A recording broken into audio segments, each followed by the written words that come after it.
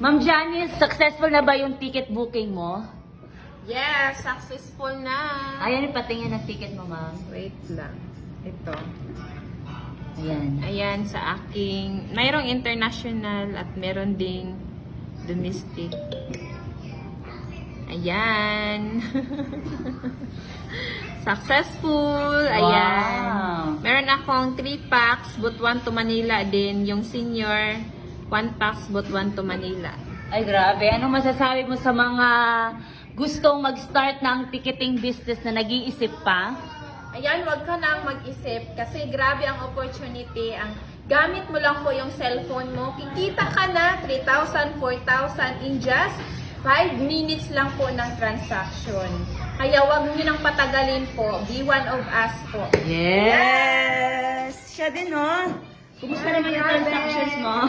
So, ongoing pa po yung ano ko, binubook kasi 3 packs international booking po ito.